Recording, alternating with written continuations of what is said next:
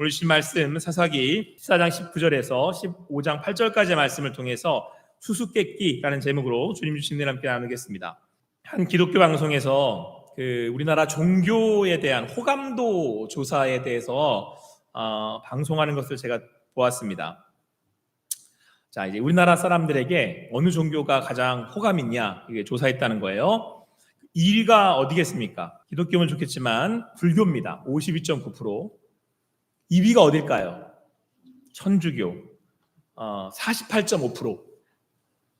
3위가 기독교였으면 기독교여야 되는데 4위입니다. 기독교가 신뢰도가 14%예요. 자, 그러면 3위가 어딜까요? 원불교가 17.9%예요.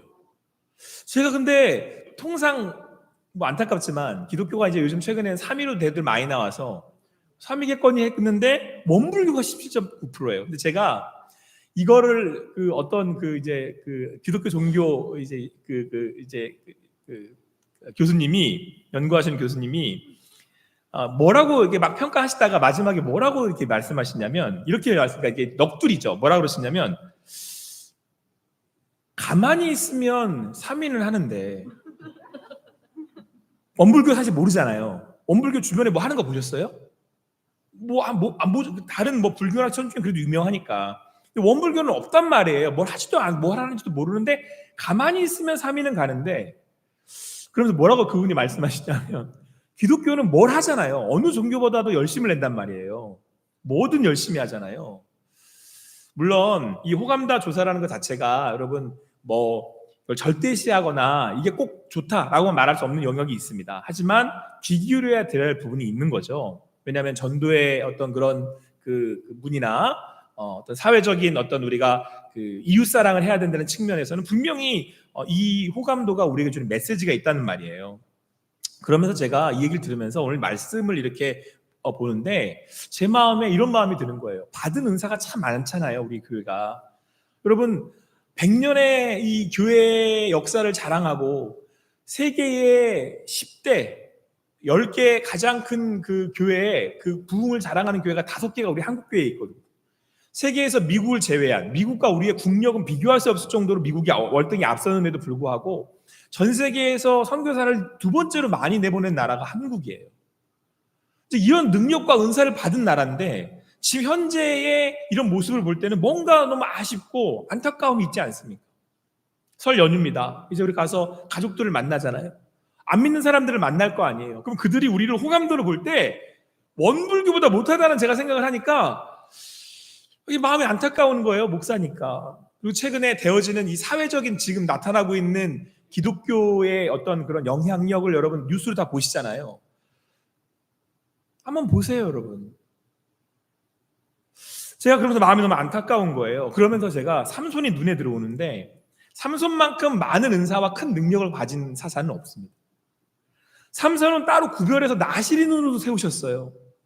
그런데 지난주부터 살펴본 말씀에 따르면 삼손이 그렇게 바르게 그리고 자랑할 만한 사사냐? 힘은 셌을지 모르지만 받은 능력은 많았지만 호감도 조사를 하면 4위가 나올 것 같은 거예요. 삼손이. 우리 교회의 모습, 한국 교회의 모습을 보는 것 같기도 하고 그래서 오늘 말씀이 저한테 한 주 동안 무겁기도 했지만 은혜가 되기도 했습니다. 사랑하는 성도 여러분, 오늘 주시는 말씀이 또 우리에게는 찔러 쪼개기까지 하는 하나님의 검이 되어서 우리를 새롭게 할 수 있게 되기를 소망합니다. 이 시대 가운데 오늘 말씀으로 또 주님 주시는 음성을 듣고 시대와 상황이 어떻든 간에 또 주님의 인도하심을 따라 또 빛된 소금된 교회가 되어 성도가 되어 이 연휴도 보내시고 우리의 삶을 주님께서 기뻐하시는 삶으로 살아가기를 간절히 소망합니다. 우리 10절 말씀 같이 읽겠습니다. 10절 말씀 같이 읽습니다. 시작. 삼손이 거기서 잔치를 베풀었으니 청년들은 이렇게 행하는 풍속이 지난주에 함께 살펴본 말씀에 따르면 삼손이 딥나에 있는 여자가 마음에 들어서 결혼하려고 했고 부모님이 함께 가서 이제 결국은 삼손을 이기지 못하고 딥나 여인과 결혼을 하게 됩니다. 딥나의 풍속에 따르면 블레셋의 풍속에 따르면 여자 집에서 이제 잔치를 베풀게 되는데 이제 결혼식 잔치를 하는데 이때에 그 놀이로 수수께끼를 내는 그런 관습이 있었답니다.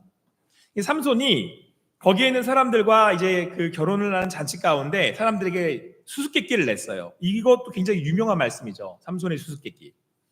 삼손이 그들에게 이 수수께끼를 맞히면 내가 너희들에게 배옷 30벌과 겉옷 30벌을 줄게. 근데 못 맞히면 너희들이 그걸 나한테 내놔. 근데 내기를 한 거예요.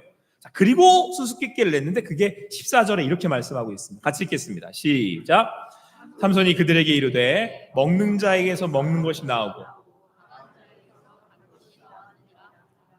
그들이 사흘이 되도록. 우리가 지난주 말씀을 여러분 기억하신다면 이 답이 뭔지는 아시겠죠? 먹는 자에게서 먹는 것이 나오고 강한 자에게서 단 것이 나왔느니라. 모르시겠어요? 지난주 설교가 기억이 안 나서. 여러분 이제 좀 뒤에 나오는데 여러분 근데 이거를 근데 이 수수께끼가 이 삼손이 이 사자를 찢어 죽이고 이 꿀을 먹은 걸 가지고 수수께끼를 낸 거거든요. 그러니까 여러분 사실상 이 수수께끼는 지금 누구만 알겠어요, 답을. 삼손만 알아요. 아무도 몰라요. 부모도 몰라요. 그러니까 삼손이 이 수수께끼를 내면서 얼마나 자신만만했겠어요. 누구도 못 맞힌다 이거죠. 그래서 아니야 다를까 이제 블레셋 이 사람들이 친구 된 사람들이 못 풉니다. 사흘 동안. 그래서 결국은 7째 날까지 시간을 끌다가 안 되겠으니까 삼손의 아내를 협박합니다. 우리에게 답을 남편에게 가서 남편에게 깨워서 그 수수께끼의 답을 알고 나한테 말해주지 않으면 우리한테 말해주지 않으면 너와 내 아버지 집을 불살라버릴 거야. 협박을 했어요.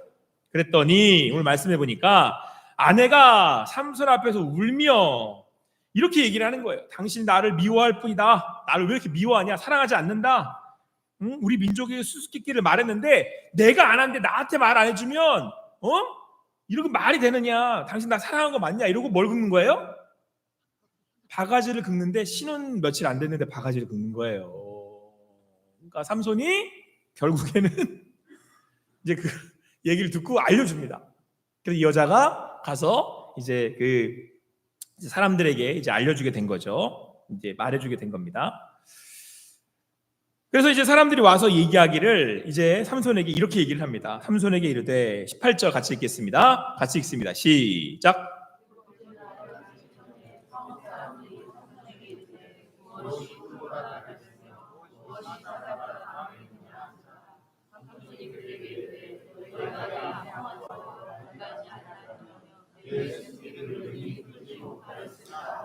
자, 내 수수께끼를 능히 풀지 못하였으리라. 이제 이들이 와서 맞춰요. 그래서 강한 자는 누구예요? 강한 거는 사자고, 먹는 자는 사자고, 단 거는 뭐예요?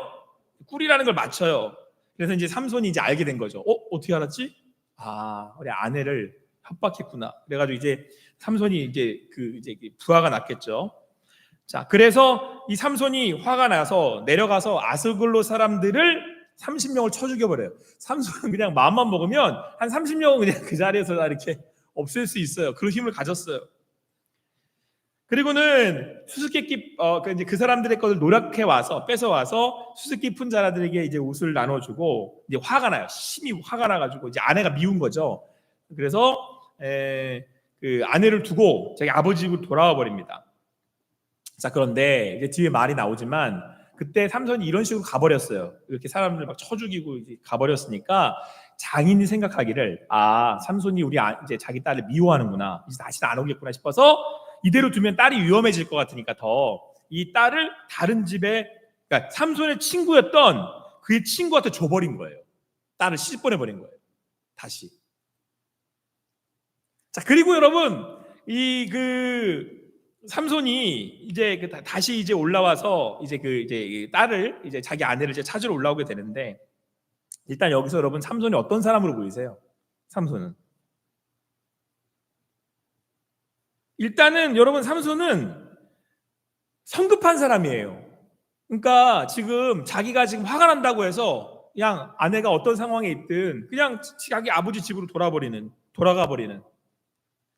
그리고 자기가 뭐든지 할 수 있으니까 그냥 뭐 마음 내키면 뭐 계획된 거든 계획되지 않는 거든 관계없이 거기에 따라서 행동하는 이제 그런 사람이라는 걸 우리가 알 수가 있습니다. 그리고는 또 이제 자기 마음이 풀리니까 다시 온 거예요. 아내 만나러. 아내 보고 싶어가지고. 근데 여러분 왔는데 아내가 이미 자기 친구에게, 블레셋 친구에게 시집간 거예요. 다시. 그러니까 이제 화가 났겠죠. 그래서 이 삼손이 따지고 묻습니다. 그랬더니 장인이 그러지 말라고, 우리 나에게 딸이 또 있으니까 그 딸과 결혼을 해서 좀 마음을 풀고 살라고. 이게 삼손이 아니래요. 원수를 갚아야겠다. 내가 이 복수해야겠다. 그래서 블레셋 사람들을 여기서 또 처단하는데, 여러분 여기서 되게 삼손의 약간 그 스토리들이 우화 같은 얘기들이 많은데요. 여기서 또 재미난 사건이 벌어져요. 저도 내가 유년부 때 이거 설교하는 걸 했었을 때 되게 하면서도 재밌었는데, 어떻게 이 삼손이 그 사람들을 이렇게 벌 주냐면, 여우 300마리를 잡았답니다. 그리고는 꼬리와 꼴을 이렇게 메어가지고 거기다 회를 달아서 불을 놔가지고는 그 불을 붙이니까 여우들이 놀래가지고 막 뛰어다닐 거 아니에요. 그러니까 그 블레셋에 있는 그 지방의 밭들을 여기서 보니까 배지 아니한 곡식단, 포도원, 감람나무들을 다 불태워버린 거예요. 최근에 LA 미국에서 불났다고 하던데 무섭죠. 이제 다 이제 정도 어느 정도 이제 수습이 되어 가는 것 같긴 한데 또 위에서 함께 또 기도해야 할 그런 기도 제목인 것 같습니다. 근데 여러분들 어쨌든 이 블레셋의 그 일로 인하여 거기 있는 사람들이 다 이제 막 이 포도원 감람나무가 이제 다 타버렸어요. 블레셋 사람들이 난리가 났겠죠. 누가 이런 일을 했느냐? 알고 보니까 이제 삼손이 이런 일을 했고, 근데 이 사람들이 삼손을 대적할 수는 없으니까 어떻게 했냐면, 안타깝게도 그의 아내, 삼손의 여자 그 아내와 아버지가 장인을 불태워 죽여버려요. 복수를 한 거죠. 근데 여러분 삼손이 가만히 있겠습니까? 삼손의 스타일에. 그래서 삼손이 또 가서 그들에게 원수를 갚는데 어떻게 하냐면 그 사람들의 정강이와 넓적다리를 다 쳐서 죽여버렸대요. 이것도 또 좀 여러분, 삼손이라고 하는 사람이 이 참 특이한 사람인데, 그냥 이렇게 죽이면, 근데 어디를 쳐서 죽였냐면 정강이와 넓적다리를 크게 쳐서 다 죽였대요. 대단한 사람이 어쨌든. 그리고는 이제 에담 그 바위틈에 머물렀다 이렇게 말씀하고 있어요. 여러분 보세요. 삼손은 큰 힘을 가지고 있어요. 근데 좌충우돌해요. 즉흥적이고 자기가 원하는 대로 하고 막. 더군다나 여러분 지금 삼손은 자기가 이제 그 힘이 있다고 교만한 사람이잖아요. 여러분 삼손이 수수께끼를 낸 의도가 뭘까요? 여러분 수수께끼에서 뭐라고 그랬죠? 먹는 자에게서 먹는 게 나오고 강한 자에게서 단 것이 나왔느니라. 답은 사자와 꿀인데, 이 사자를 찢어 죽인 게 누구예요? 자기잖아요. 그리고 그 꿀을 먹은 것도 자기예요. 그러니까 수수께끼를 낸 의도 자체가 아무도 못 맞히는 것을 알고 사람들에게 나중에 수수께끼의 답을 얘기하면서 자기의 영웅답을 얘기하고 싶었던 거예요. 내가 이런 사람이야. 교만한 거죠. 삼손은 자기가 힘이 있으니까 뭐든지 할 수 있고, 이 사람들에게도 자기 자신을 그렇게 자랑해서 보이고 싶었던 사람이에요. 근데 여러분, 그런 힘을 가지고 있었음에도 불구하고 또 약간은 어떻게 보면 좀 좌충우돌하는 그런 사람이었음에도 또 한 가지 어떤 단점이 있냐면, 하나님이 경고하신 거잖아요. 그 시체에 손을 대지 말아의 나신으로서 그것에 단 것이 있었고 그것을 취했던 삼손 자신이 그 유혹을 이기기 어려운 사람이라는 거, 자기 자신조차 지킬 수 없다라는 걸 하나님이 경고하신 거잖아요. 근데 그걸 또 무시해요. 그래서 결국은 여자의 유혹에 넘어가서 이런 사단이 벌어진 거예요. 그러니까 지금 삼손은 어떤 사람이에요? 하나님의 말씀을 제대로 지키는 것 같지도 않아. 지가 그냥 마음 내키는 대로 그냥 좌충우돌하면서 자기가 가는 데서 뭐든지 막 이렇게 행해. 이거는 도대체, 이런 말이 딱 나와요. 제가 사사들 쭉 보면서 받은 능력은 이렇게 많은데, 어마어마한 능력을 받았는데, 아니 뭐 사사가 이래, 자기 하나 제대로 이렇게 간수 못하고, 도대체 아니 하나님이 그렇게 말씀하시고 경고하시는데도 듣지도 못하고 이렇게. 그러면서 제가 이제 아까 말씀드렸던 것처럼, 초두에 말씀드렸던 것처럼 기독교 호감도가 4위래요. 가만히 있는 원불교도 3인데, 그러면서 삼선과 왠지 우리나라 교회와 아니 제 모습과 좀 이렇게 오버랩이 되더라고요. 내가 한다고 하는데 오히려 하나님의 영광을 가리고 있는 것 같이 보여서 안타까운 거예요.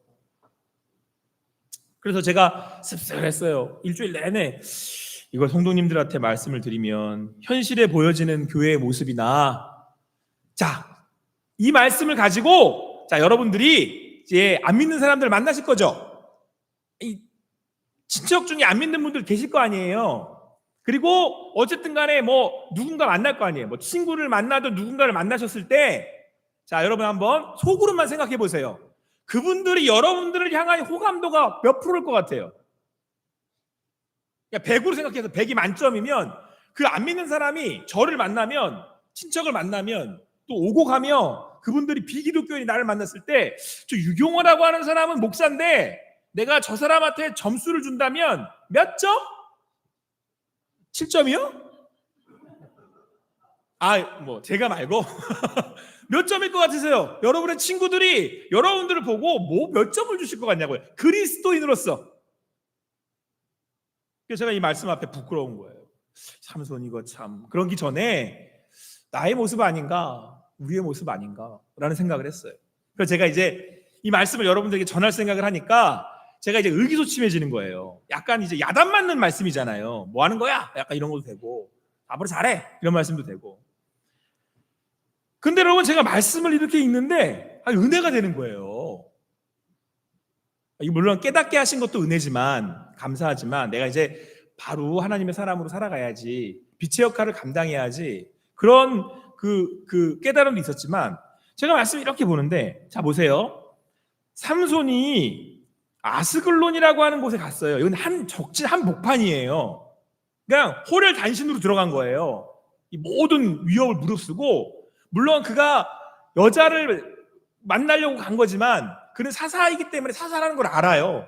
근데 아스글론에 가서 이제 사사로서의 임무를 또 감당해야 되니까 호련단신으로 들어갔단 말이에요. 자, 근데 여러분 19절 말씀 보니까 이렇게 말씀이 하고 있어요. 같이 한번 읽어보겠습니다. 19절 말씀 같이 읽어보겠습니다. 시작.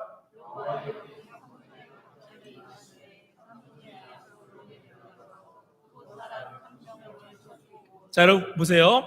여기까지 읽겠습니다. 여호와의 영이 삼손에게 갑자기 임하시며, 이렇게 나왔어요. 갑자기. 그러니까 하나님이 강권적으로 갑자기 훅 들어오신 거예요. 그래서 삼손이 어떻게 했어요? 그래서 아스글론 사람들 30명을 가서 쳐서 죽인 거예요. 아스글론, 블레셋 사람들은 이스라엘 사람들을 계속 괴롭히고 있고 대적이에요. 지금까지 내내 이 블레셋 때문에 이스라엘이 너무 고생하고 어려움을 당하고 있었어요. 근데 여러분 지금 적진 아스글론 한 목판에 삼손을 떡 들어갔는데 하나님이 임하셔서 그 적들 30명을 다 처단해 버리신 거예요. 삼손으로 하여금. 그러니까 여러분 지금 삼손이 좀 부족하지만, 연약하지만 하나님이 지금 누구를 통해서 일하고 계신 거예요? 네, 삼손을 통해서 일하고 계신 거예요. 할렐루야.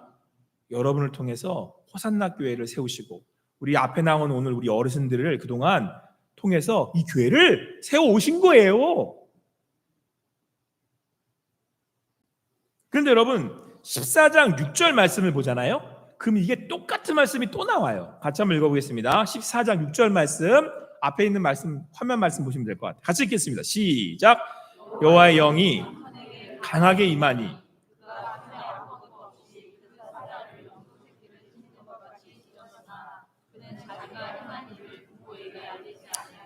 자, 여러분 삼손이 사자 만났을 때도 어떻게 됐냐면 여호와의 영이 삼손에게 강하게 임하니 이렇게 나오는데, 여러분 이 강하게 임하다라고 하는 이 말씀 있잖아요. 이게 앞에 나오는 함께 읽은 19절 말씀하고 갑자기 임하심이랑 똑같은 말씀이에요. 그러니까 지금 여러분 삼손이 힘을 쓸 때, 능력을 발휘할 때, 뭔가 해야 할 때 지금 하나님의 영이 임하셔서 그들에게, 삼손에게 힘을 주신 거예요. 그러니까 여러분 지금 삼손이 좀 부족하지만 하나님이 삼손을 어떻게 하고 계신 거예요? 쓰고 계신 거예요. 사용하고 계신 거예요. 하나님이 부르신 거예요. 삼손을 사사로. 비록 삼손이 조금 좌충우돌하고 지금 연약한 모습을 보이지만 하나님은 삼손을 통해서 일하고 계신 거예요.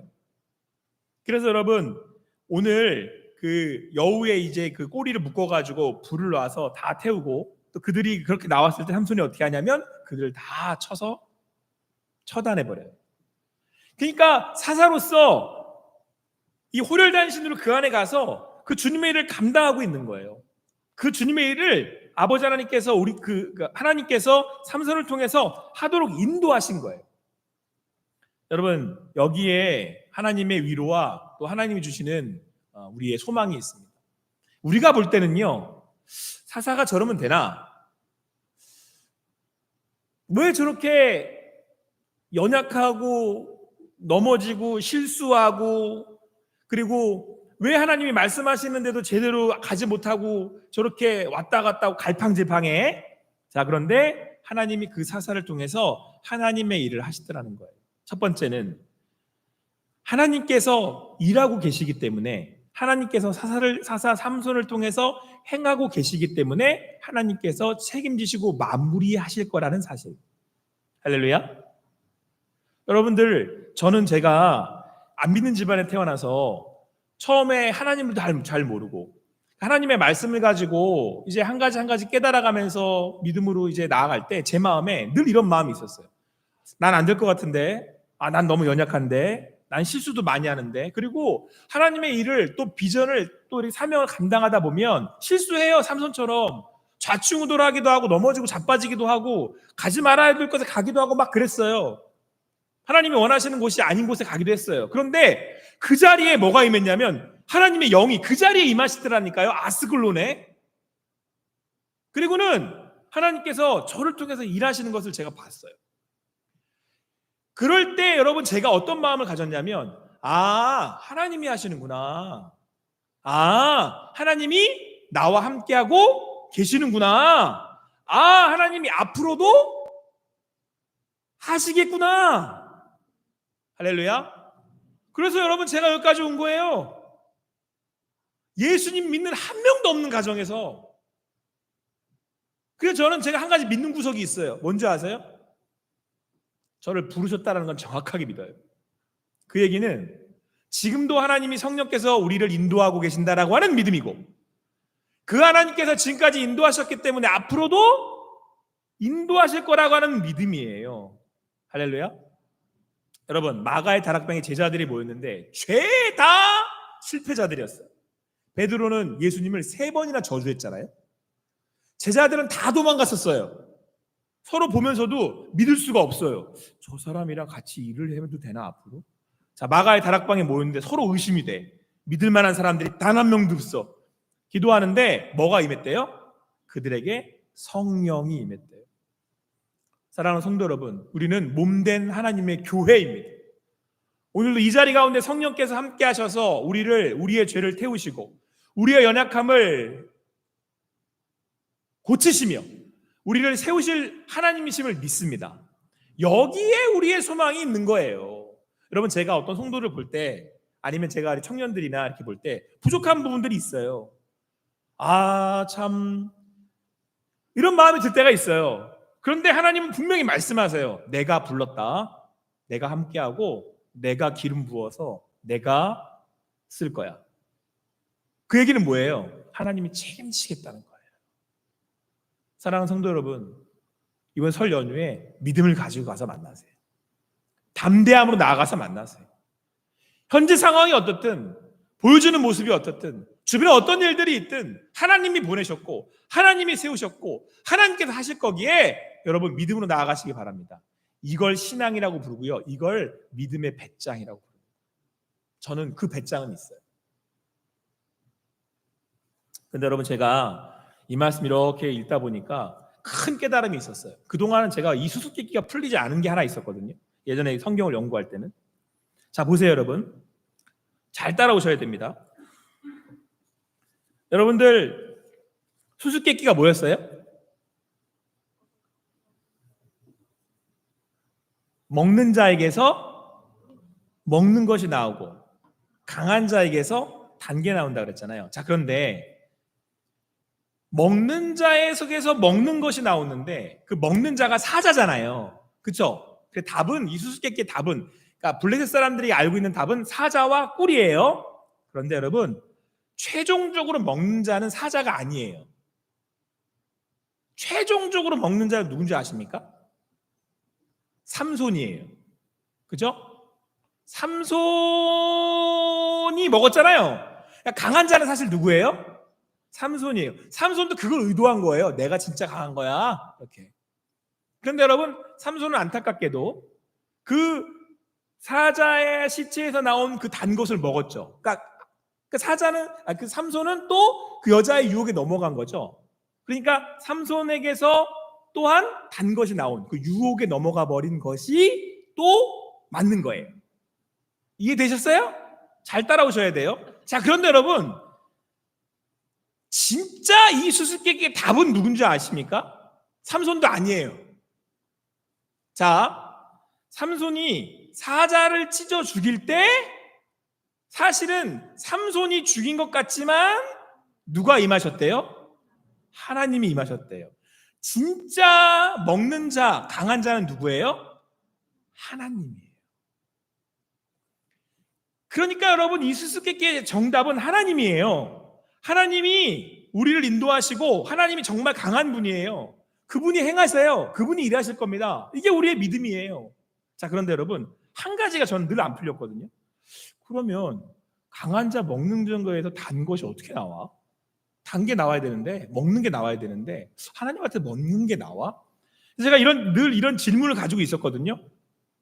그런데 오늘 제가 이번 주 내내 요한복음을 우리가 묵상하고 있고 새벽교대에 요한 말씀을 전하는데, 거기에 요한복음 6장 51절, 56절, 57절 그리고 6장 63절 말씀에 이렇게 말씀하고 있어요. 한번 같이 한번 읽어보겠습니다. 요한복음 앞에 화면을 보세요.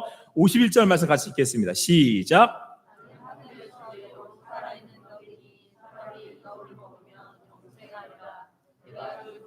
그 세상의 생명을 위한 내 살이니라 하시니라. 56절. 내 살을 먹고 내 피를 마시는 자는 내 안에 거하고 나도 그의 안에 거하나니 살아계신 아버지께서 나를 보내심에 내가 아버지로 말미암아 사는 것 같이 나를 먹는 그 사람도 나로 말미암아 살리라. 63절.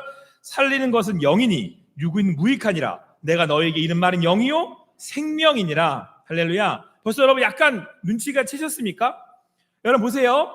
하나님이 강한 자, 먹는 자세요. 최종 위에 상위 포식자예요. 하나님이 가장 강한 분이니까. 그런데 그분에게서 여러분 사자에게서 단 꿀이 나왔대요. 근데 하나님에게서는 지금 뭐가 나온대요? 하늘에서 내리는 말씀이신 떡이신 생명의 떡인 예수님이 나왔잖아요. 그러니까 강한 자에게서 뭐가 나온 거예요? 먹는 게 나온 거예요. 그런데 여러분 여기 성경은 뭐라고 말씀하고 있냐면 살리는 건 영이고 육은 무익하대요. 그러니까 사자에게서 나온 단 거는 그건 죄의 싹신 거잖아요. 우리에게서 나오는 거는 죄의 유혹에 넘어간 죄란 말이에요. 그런데 하나님에게서 나오는 떡은 강한 자에게서 하나님에게서 나오는 먹는 건 영이고 그거는 뭐래요? 우리에게 유익하고 그건 우리를 살리는 생명의 떡이래요. 우리가 다시 살 수 있는 이유, 다시 나아갈 수 있는 이유, 우리가 다시 그리스도 안에서 몸된 교회로 모여서 힘을 얻을 수 있는 이유는 여러분 우리 안에 생명의 떡이신 예수님께서 오셨기 때문에 그런 거예요. 할렐루야. 여러분 오늘 우리가 힘을 얻고 나아갈 수 있는 이유가 여기에 있는 겁니다. 생명 주시는 이가 누구예요? 우리에게 생명의 떡을 주시는 이가 누구예요?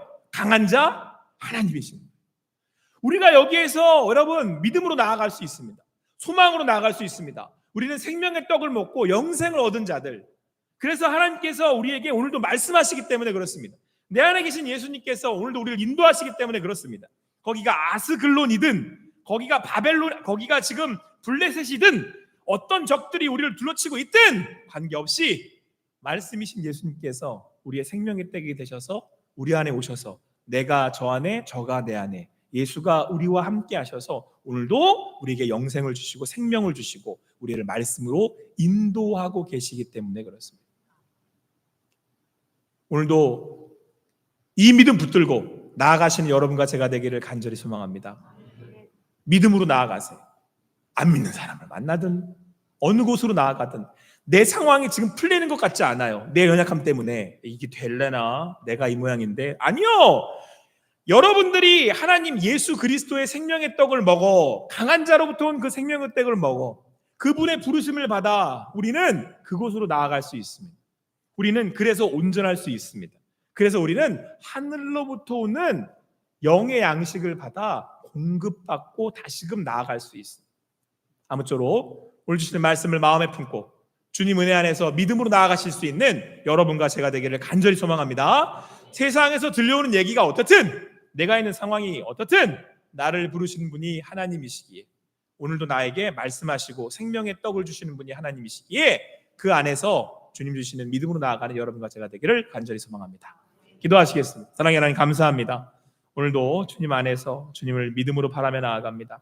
성령의 떡이신 예수 그리스도, 우리가 그 떡을 땜으로 나음을 얻고 새롭게 되고 영생을 받았습니다. 오늘도 말씀하시는 예수 그리스도를 따라 아버지 안에 떡을 떼며 나아가오니 하나님 우리에게 하나님이 주시는 능력과 힘을 더하셔서 삼손처럼 갑자기 강하게 아버지의 일들을 감당할 수 있도록 인도하여 주시옵소서. 감사함이 예수님의 이름으로 기도합니다. 아멘.